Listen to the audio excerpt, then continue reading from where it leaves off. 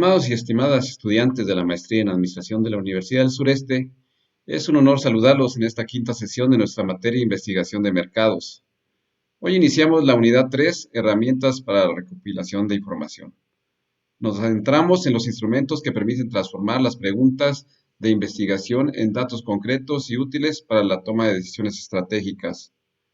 En esta clase exploraremos los principales instrumentos de recopilación y veremos algunos ejemplos prácticos de cómo las empresas utilizan estas herramientas para poder conocer mejor a sus consumidores. Más allá de la técnica, recordemos que cada herramienta es un puente entre la realidad del mercado y la interpretación académica empresarial. Como afirma Kerlinger en 2002, la investigación científica comienza con la observación sistemática y se fortalece con instrumentos que permiten medir con precisión lo que se desea conocer. Que esta quinta sesión sea una clase para descubrir cómo las herramientas de recopilación nos ayudan a dar voz a los datos, comprender las tendencias y sobre todo anticipar oportunidades. Con entusiasmo y compromiso les doy la bienvenida a esta etapa.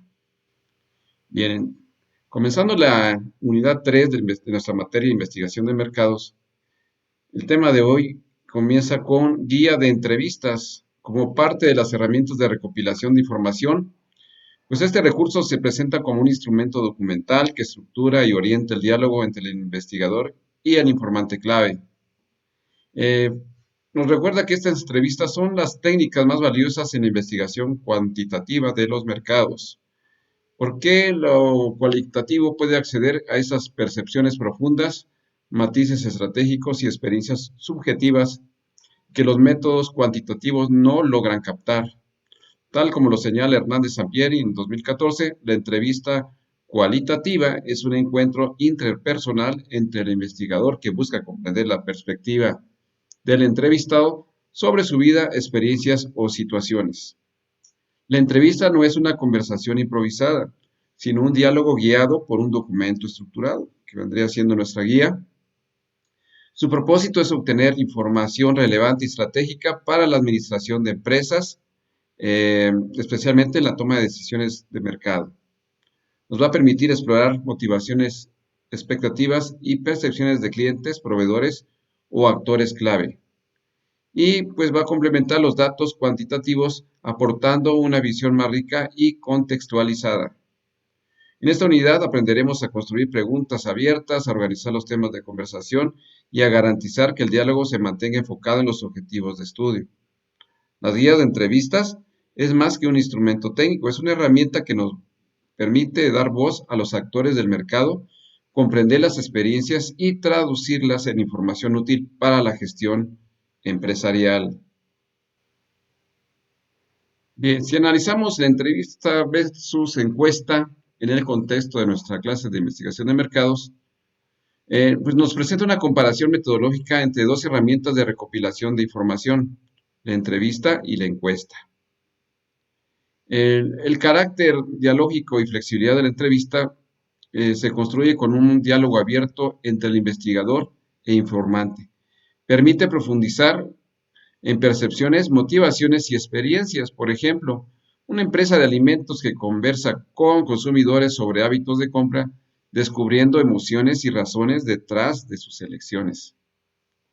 Está también la representatividad estadística de la encuesta. La encuesta pues busca obtener datos cuantitativos de una muestra representativa para generalizar los resultados. Por ejemplo, si un cuestionario aplicado a 500 clientes de supermercado nos podría dar a conocer la frecuencia de compra de productos orgánicos. La significatividad versus contra la representatividad, mientras que la encuesta aporta cifras y tendencias generales, la entrevista aporta significados y matices que enriquecen la interpretación. La guía como un mapa de ruta. En la entrevista, la guía asegura que el investigador pues cubra todas las variables necesarias, aunque existe la libertad discursiva. Por ejemplo, un guión con temas sobre satisfacción del cliente podría tener la percepción de precios y calidad del servicio, que va a orientar a una conversación sin limitarla. Bueno, y la aplicación en investigación de mercados. Si queremos saber qué porcentaje de clientes compra en línea, usaremos una encuesta. Y si queremos entender por qué prefieren comprar en línea, usamos una entrevista. Podemos reconocer que ambas herramientas son complementarias. La encuesta nos da la amplitud de los datos y la entrevista nos da la profundidad de las percepciones. En conjunto, pues permiten una visión más completa del mercado y apoyan decisiones estratégicas más sólidas. Bueno, la estructura técnica, los componentes de una guía profesional en el contexto de nuestra clase de investigación de mercados. Eh, pues, pues vemos aquí que nos presenta la estructura técnica de una guía de entrevistas, destacando 4 componentes esenciales que garantizan que el proceso sea ordenado, confiable y útil para la investigación. Bueno, pues vamos a comenzar primero con el número 1, que es el protocolo de apertura. Su función principal es establecer el encuadre de la entrevista, explica el propósito y asegura la confidencialidad. Por ejemplo, al iniciar una entrevista con un gerente de ventas, el investigador aclara que la información será utilizada únicamente para fines académicos y que sus respuestas serán anónimas. Esto genera confianza y disposición a colaborar. Bueno, 2, preguntas de contexto. La función de esta parte sitúa al entrevistado en el sector estudiado y ayudan a crear un clima de confianza o rapport. Por ejemplo, preguntar a un consumidor, ¿desde hace cuánto tiempo compra en línea? ¿O qué plataformas utiliza con mayor frecuencia? Estas preguntas iniciales son sencillas y permiten que el entrevistado se sienta se sienta cómodo antes de abordar temas más complejos. Bueno, el número 3 viene siendo el cuerpo temático.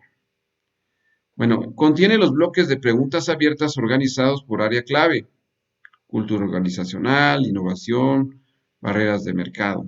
Por ejemplo, en un estudio sobre innovación se puede preguntar qué obstáculos enfrenta su empresa para implementar nuevas tecnologías.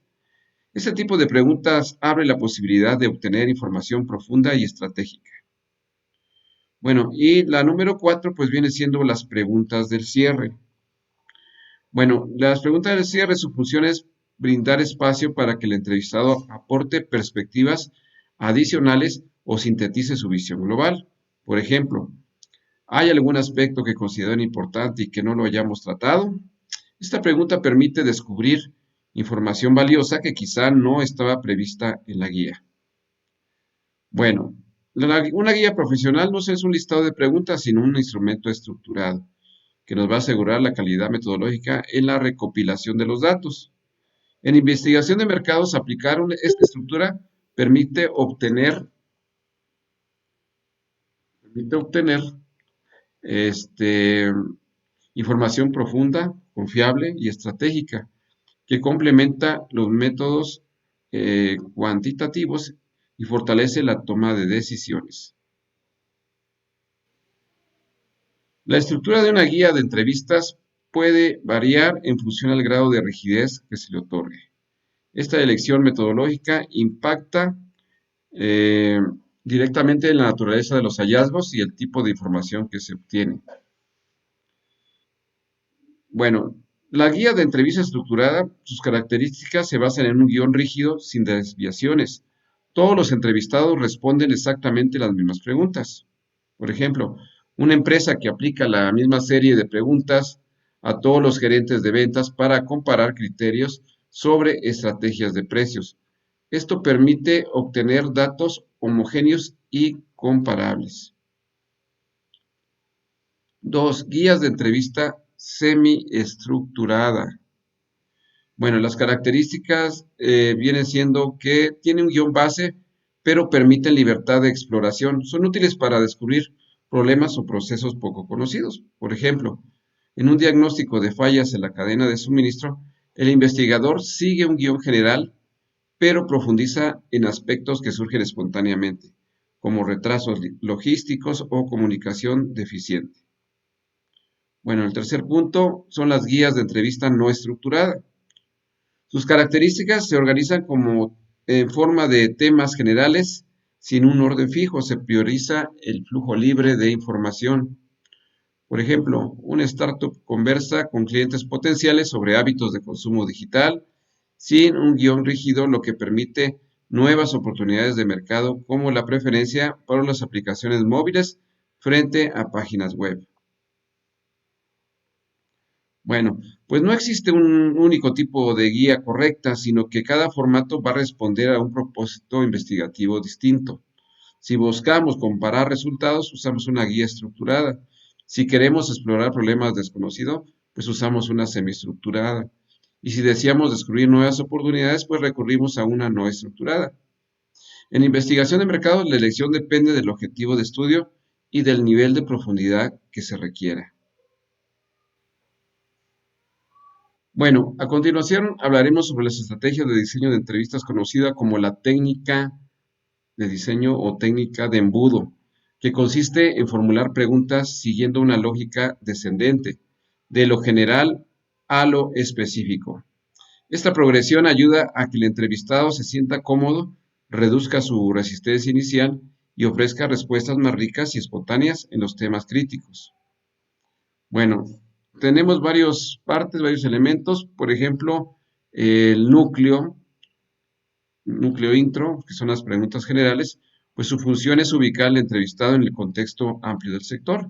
Por ejemplo, ¿cómo describiría la situación actual del mercado de alimentos en México?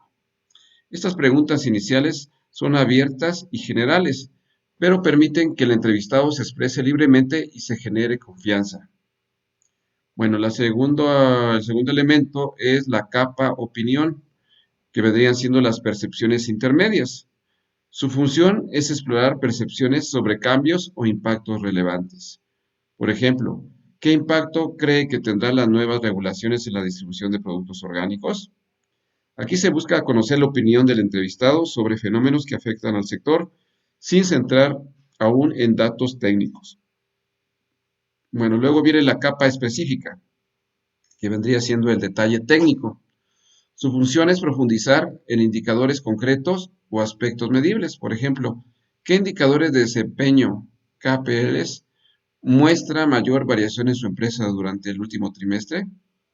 Estas preguntas requieren respuestas más precisas y técnicas, útiles para la toma de decisiones administrativas. Pues bien, la técnica de embudo asegura que la entrevista fluya de manera natural. Primero se construye confianza con preguntas generales, luego se exploran percepciones y finalmente se abordan aspectos técnicos. En investigación de mercados, este método es clave para obtener información profunda y confiable, evitando que el entrevistado se sienta presionado desde el principio. Bien, hablemos ahora de profundización y ética. Bueno, pues acá aborda dos aspectos fundamentales en la entrevista cualitativa: el uso de sondas para profundizar en la información y la gestión ética del sesgo de la formulación de preguntas. El tipo de sondas: las sondas son recursos que el entrevistador utiliza para obtener mayor detalle o precisión en las respuestas. Eh, y está compuesta por la elaboración, la clarificación, el contraste. Eh, por ejemplo, la elaboración, pues su función es invitar al entrevistado a ampliar su relato. Por ejemplo, podría profundizar en cómo ocurrió ese evento de baja en ventas. Esto permite que el entrevistado aporte más contexto y ejemplos prácticos. Luego viene la clarificación, la cual su función es asegurar que los términos utilizados sean comprendidos con exactitud. Por ejemplo, cuando menciona eficiencia operativa, ¿a qué indicadores específicos se refiere? Así se evita la ambigüedad y se obtiene información precisa para el análisis. Y la tercera parte viene siendo el contraste. Eh, ¿En qué diferencia está la situación del periodo anterior? Bueno, su función es comparar situaciones o periodos para identificar cambios. Si yo por ejemplo, digo en qué se diferencia la estrategia de marketing actual respecto a la del año pasado, esto ayuda a descubrir variaciones y tendencias relevantes. Bueno, los principios éticos en la entrevista también enfatiza la importancia de mantener la neutralidad y el respeto hacia el informante. Vamos a evitar preguntas inductoras, no sugerir respuestas en la formulación. Por ejemplo, un ejemplo de una situación incorrecta sería, ¿estás de acuerdo en que la nueva estrategia fue un fracaso? Lo mejor sería darle, por ejemplo, el cambio a la pregunta que dijera, ¿cómo evalúa los resultados de la nueva estrategia? Bueno, usar un lenguaje del informante, adaptar las preguntas a su vocabulario para generar confianza. Una sola idea por pregunta, evitar preguntas dobles que confundan. Y, por último, respetar la identidad del informante, garantizar anonimato y confidenciabilidad.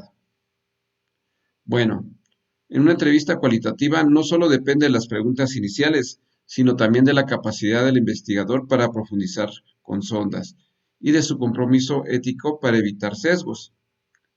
En investigación de mercados, aplicar esas técnicas asegura que los datos obtenidos sean más ricos, precisos y confiables, lo que fortalece la toma de decisiones estratégicas. Bueno, el momento de cierre y validación de una entrevista cualitativa destaca dos aspectos clave: el registro detallado en la bitácora y la confirmación de los hallazgos en el propio entrevistado. Respecto a los campos de la bitácora, encontraremos el lenguaje no verbal. Se registran las pausas, gestos o dudas que revelan temas sensibles. Por ejemplo, si un gerente titubea al hablar de la caída en ventas, esa reacción puede indicar que el tema es delicado y merece atención especial. Respecto al contexto del encuentro, se anotan interferencias externas que validan la espontaneidad de las respuestas. Por ejemplo, si durante la entrevista en una oficina se interrumpe por llamadas o visitas, esas circunstancias ayudan a interpretar la naturalidad de las respuestas. Y por último, tenemos las notas del investigador, las cuales son ideas emergentes no contempladas en el guión que pueden convertirse en una nueva categoría de análisis. Por ejemplo, un entrevistado menciona competencia digital inesperada. Aunque no esté en el guión, el investigador lo registra como un posible hallazgo para futuras entrevistas. Bueno, y luego viene la validación de miembros. Al concluir, el investigador resume los puntos clave y pide al entrevistado confirmar si esa síntesis refleja realmente su mensaje. Podríamos decir, el investigador dice, entonces, ¿usted considera que la principal barrera para innovar en su empresa es la falta de inversión tecnológica? ¿Es correcto? Si el entrevistado valida, se eleva la confiabilidad de los datos, evitando interpretaciones erróneas. La nota metodológica nos recuerda que cada pregunta debe sugerir de una matriz de operacionalización vinculada a un objetivo específico de investigación. Esto asegura que las entrevistas no contengan o se conviertan en conversaciones dispersas, sino realmente en instrumentos rigurosos y alineados con el propósito del estudio. La bitácora y la validación final son pasos esenciales para garantizar que la información recopilada sea precisa, confiable y ética.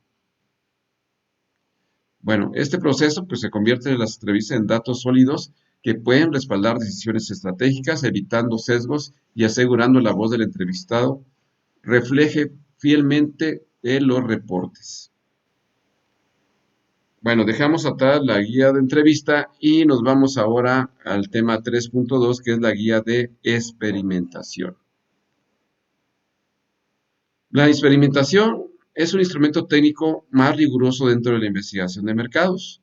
Su valor radica en que es el único método capaz de establecer relaciones de casualidad, es decir, demostrar cómo una variable influye directamente en otra. Esto convierte la toma de decisiones administrativas en procesos respaldados por evidencia sólida.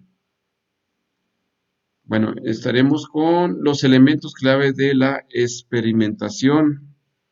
Se diseñan condiciones controladas para aislar variables. Por ejemplo, una empresa de bebidas prueba dos campañas publicitarias distintas en grupos de consumidores similares para identificar cuál genera mayor intención de compra. Relaciones de causalidad. Bueno, las relaciones de causalidad, a diferencia de las entrevistas de encuestas o entrevistas, la experimentación permite afirmar que X causa Y. Por ejemplo, en un supermercado se cambia la ubicación de un producto en los estantes y se mide si aumenta su venta. Si los resultados son consistentes, se puede concluir que la ubicación influye en la decisión de compra. Eh, Transformación en certeza administrativa. Los hallazgos experimentales reducen la incertidumbre en la toma de decisiones. Por ejemplo, una empresa de tecnología prueba dos precios distintos para un software en mercados piloto. El análisis revela cuál precio maximiza ingresos sin reducir la demanda, ofreciendo certeza en la estrategia final. Bien, luego viene la aplicación práctica en investigación de mercados.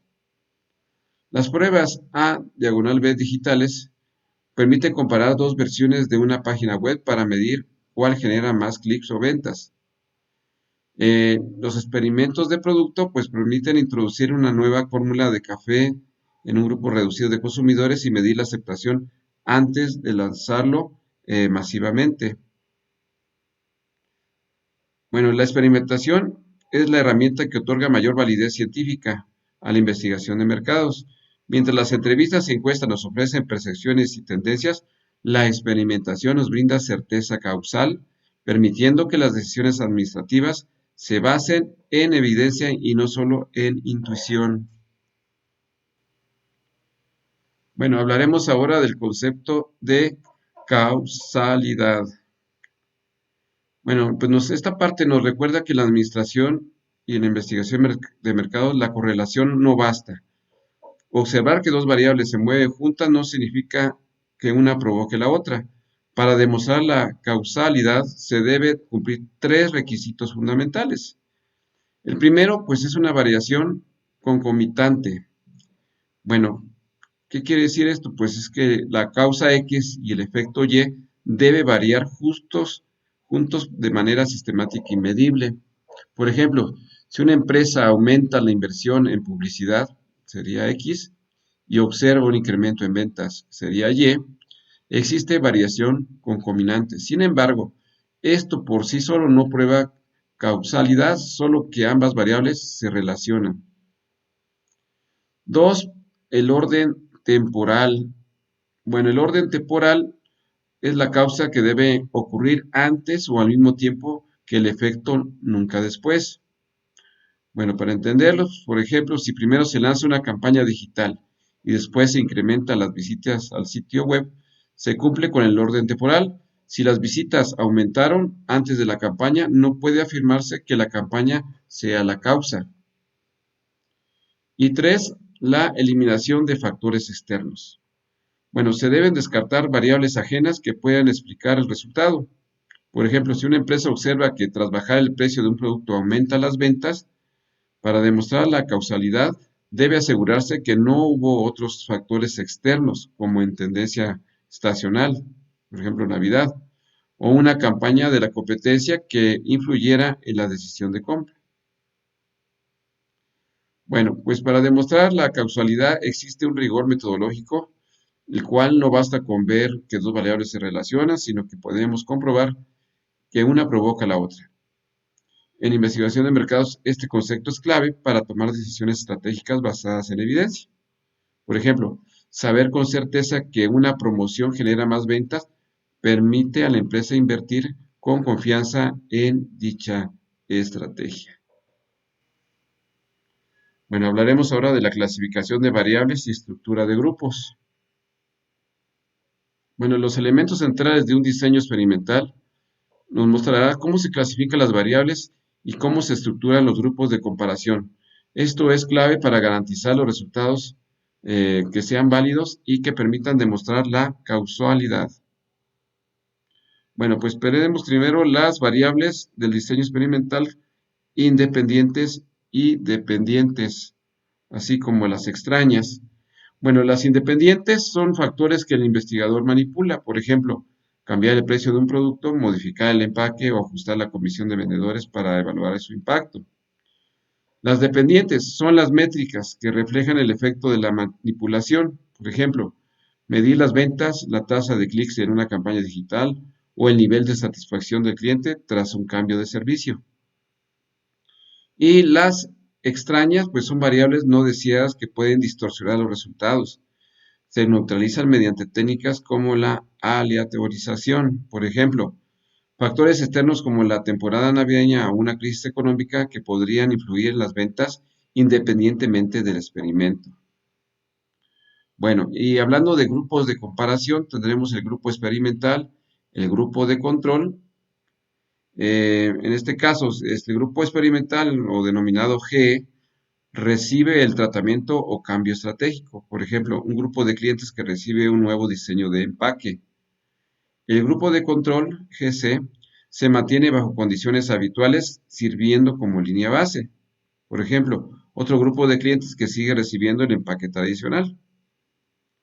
Si ambos grupos muestran el mismo resultado, significa que la estrategia aplicada no fue efectiva. Bueno, un diseño experimental sólido requiere definir claramente las variables y comparar grupos bajo condiciones controladas. Esta metodología nos va a permitir saber con certeza si una acción administrativa, como cambiar precios o empaques o promociones, realmente genera un impacto en las métricas de negocio. Bueno, tipos de diseño y validez del experimento. Bueno, los tipos de diseño experimental y los consejos de validez interna y externa son fundamentales para evaluar la calidad y aplicación de los resultados en investigación de mercados. Bueno, tenemos tipos de diseño, por ejemplo, el pre-experimental, ¿sí? Que sus características se miden en un solo grupo antes y después de aplicar un cambio sin grupo de control. Por ejemplo, una tienda aplica una promoción y mide las ventas antes y después. Aunque observa un incremento, se puede asegurar que la promoción fue la causa porque no hay un grupo de comparación. Bueno, el experimental verdadero. Sus características son: los participantes se asignan aleatoriamente a un grupo experimental y a un grupo de control. Por ejemplo, una empresa prueba dos precios distintos de grupos de clientes seleccionados al azar. El grupo eh, experimental recibe el nuevo precio, mientras el grupo de control mantiene el precio anterior. Esto permite afirmar que con mayor certeza si el cambio de precio impacta en las ventas. Y hablar del cuasi experimental. Las características se utilizan grupos ya existentes sin asignación aleatoria. Por ejemplo, una cadena de restaurantes aplica una nueva estrategia de servicio en una sucursal y la compara con otra que mantiene el servicio tradicional. Aunque hay comparación, la falta de aleatorización puede introducir sesgos, por ejemplo, diferencias en ubicación o perfil de clientes. Y tendremos dos tipos de validación: la validación interna y la validación externa. La validación interna es un grado de certeza de que la variable independiente causó el efecto observado. Amenazas, historia, eventos externos, maduración, cambios naturales en los participantes, mortalidad, abandono de sujetos. Si durante un experimento de publicidad ocurre una crisis económica, esa historia externa puede afectar las ventas y reducir la validez interna. Bueno, ahora la validez externa, que es la capacidad de generalizar los resultados del mercado real. Un experimento muy controlado en laboratorio puede mostrar que un nuevo empaque mejora la percepción del producto, pero al aplicarlo en una sucursal con clientes reales, los resultados pueden variar por factores como competencia o ámbitos de compra. En sí, un diseño experimental verdadero ofrece mayor rigor, pero los cuasi experimentales y preexperimentales también son útiles cuando las condiciones reales limitan el control. Bueno, nos vamos al procedimiento de ejecución. Pues vemos aquí una guía de experimentación funcional de un verdadero manual de operaciones que permite pasar de la suposición a la certeza fáctica. Se destacan 4 pasos esenciales para ejecutar el diseño experimental con un rigor metodológico, que son el reclutamiento, la aleatorización, la ejecución y el análisis. Bueno, el reclutamiento permite seleccionar la muestra bajo criterios inclusivos específicos. Por ejemplo, una empresa de retail recluta a 100 clientes frecuentes para probar un nuevo programa de fidelización, asegurándose de que todos cumplan con el perfil de compradores habituales. 2. Aleatorización. Su función es asignar a los participantes al azar en grupos de control y experimental, eliminando sesgos de selección. Por ejemplo, los 100 clientes se dividen aleatoriamente, 50 reciben el nuevo programa de fidelización, que sería el grupo experimental, y 50 continúan con el sistema tradicional, que sería nuestro grupo de control. El 3, pues sería la ejecución, pues su función es aplicar el tratamiento bajo supervisión constante para garantizar que las condiciones se cumplan. Por ejemplo, durante 3 meses el grupo experimental recibe descuentos exclusivos y recompensas, mientras el grupo mantiene las promociones habituales. Y por último, el número 4, que vendría siendo el análisis, pues se utiliza herramientas estadísticas como la ANOVA para confirmar los cambios que realmente sean significativos. Por ejemplo, al comparar las ventas promedio de ambos grupos, el análisis muestra que el programa de fidelización realmente incrementó las compras de manera estadística significativa. Bueno, como pudimos ver, en un procedimiento de ejecución bien estructurado, convierte la investigación en un proceso confiable. El mercado, este enfoque permite que las empresas tomen decisiones estratégicas basadas en evidencia, reduciendo riesgos y aumentando la certeza de sus acciones. Pues bien, queridas y queridos estudiantes, hemos llegado al cierre de esta quinta sesión en la que dimos inicio a la unidad 3 con las herramientas para recopilación de información. Hoy recorrimos conceptos fundamentales en las guías de entrevistas y la técnica de embudo, las ondas y la gestión de sesgo y finalmente la experimentación y el concepto de causalidad. Todos ellos son pilares metodológicos que fortalecen la investigación de mercados. Pues podemos llevarnos como parte clave de esta clase que la entrevista como un instrumento cualitativo aporta profundidad y significados. La importancia de estructurar guías profesionales y elegir su nivel de rigidez según el objetivo.